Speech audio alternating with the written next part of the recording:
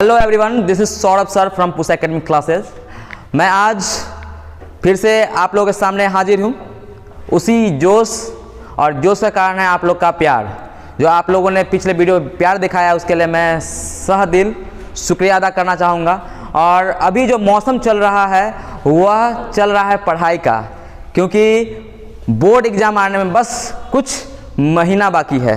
जैसे एक गाना है ना, मिलन अभी आधा अधूरा है, तो उसी तरह आपका भी मिलन अभी आधा अधूरा है बोर्ड के एग्ज़ाम के क्वेश्चन के साथ। तो मैं जो बच्चे सो रहे हैं उनको जगाने के लिए मैं दो शब्द कहना चाहूँगा, और वो दो शब्द प्रारंभ करूँगा।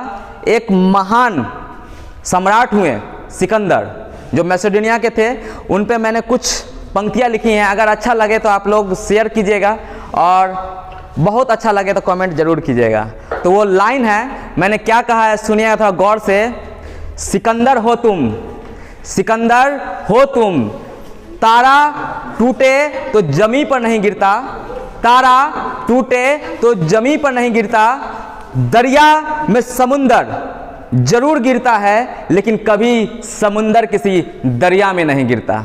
बहुत बहुत धन्यवाद। मैंने ये लाइन उन लोगों के लिए कहा है जो बच्चे अभी अपने आप को समझ रहे हैं कि मैं बहुत ही कमज़ोर शासक हूँ। शासक इसलिए क्योंकि आप अपने परिवार को आगे लेके जाने वाले हैं। जिस प्रकार से सिकंदर कभी हालात के आगे नहीं झुका, आप भी नहीं झुकिए, और झुकने भी नहीं दूंगा मैं। जब तक मैं हूँ आपको झुकने नहीं दूंगा। आज मैं जो कंसेप्ट लेके आया हूँ बहुत ही मज़ेदार है, ठीक है।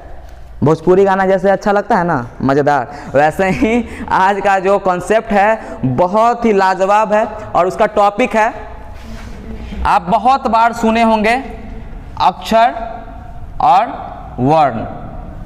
सुना है ना? अक्षर और वर्ण सुना है ना? क्या आपको क्या लगता है कि ये दोनों सेम है कि एक ही हैं? दोनों में आपको क्या लगता है, ये एक ही है कि अलग अलग है?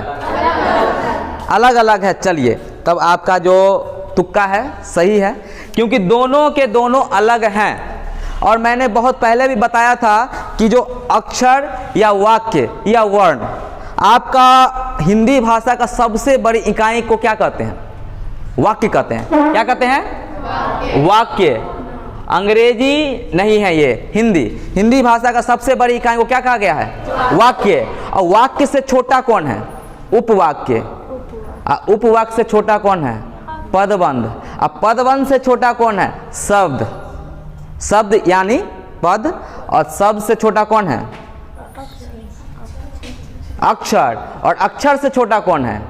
वर्ण। ये स्टेप बाय स्टेप चलता है। आपको कई बार पूछ लेता है बच्चा से कि बताओ सबसे छोटा इकाई हिंदी भाषा का क्या है, तो आप कभी अक्षर कोई बोल देता है, कभी वर्ण बोल देता है, लेकिन सही मायने में वर्ण जो है हिंदी भाषा का सबसे छोटी इकाई है।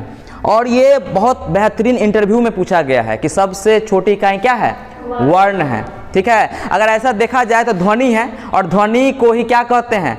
वर्ण कहते हैं, ठीक है। तो आज हम सीखेंगे कि जो शब्द बनता है उसमें अक्षर की संख्या कितनी है और वर्णों की संख्या कितनी है।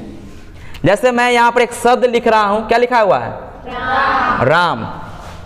बहुत ही महान राजा हुए, ठीक है।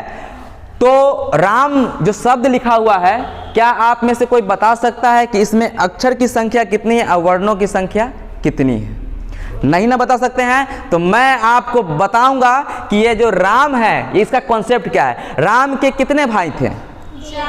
चार। राम के भाई थे चार। तो यहाँ पर देखिए कि जब भाई का बात हो, ठीक है, तो चार हैं, और उनकी जीवन साथी एक थी, और एक एक कितना हो जाता है? दो।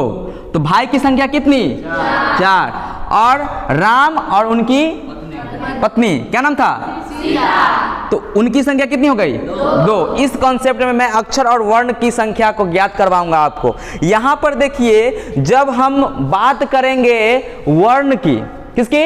वर्ण की, तो कहिएगा राम जी के भाई का याद कीजिएगा, ठीक है। जब राम शब्द में आपसे पूछा जाए कि वर्णों की संख्या कितनी है, तो किसको याद कीजिएगा? राम के भाई को। कितने भाई? चार। यानी कि राम जो शब्द है उसमें वर्णों की संख्या कितनी? चार। अब देखिए कैसे। 1 2 3 4। तो बताइए वर्णों की संख्या कितनी हो गई? 4 हो गई। अगर कोई आपसे पूछे कि राम जो शब्द है उसमें वर्णों की संख्या कितनी, तो 4। राम के कितने भाई? अब आते हैं अक्षर की बात करते हैं। अक्षर कितने हैं राम शब्द में? तो एक हो गया आपका रा और दूसरा हो गया म। तो राम एक अक्षर हो गया और म एक अक्षर हो गया। तो अगर आपसे पूछा जाए अक्षर की संख्या कितनी? 2। समझ में आया? नहीं समझ में आया तो मैं एक और एग्जांपल देता हूं। मैंने लिखा कमल, ठीक है। अगर पूछेंगे इसमें वर्णों की संख्या कितनी है? 6। वेरी गुड, यानी कि समझ में आ रहा है। क जमा अ जमा म जमा अ जमा ल जमा अ। काउंट करो कितना हुआ?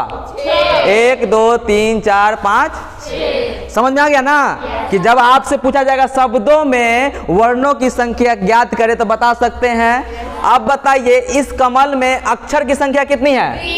3। और वर्णों की संख्या? देखा ना, आप लोग बैठे वहां पर कॉपी कलम लेके बैठिए।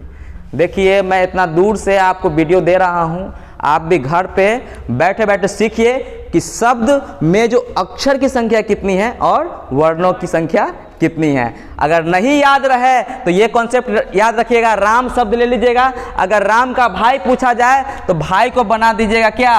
वर्ण। और जब उनकी पत्नी का नाम लिया जाएगा तो उसको बना दीजिएगा अक्षर। तो है ना अच्छा कॉन्सेप्ट? जब भाई बोलेगा तो वर्ण और जब पत्नी बोलेगा तो अक्षर। क्या कॉन्सेप्ट अच्छा लगा? चलिए ऐसे ही अगले वीडियो में मिलेंगे एक अच्छे कॉन्सेप्ट के साथ। Thank you.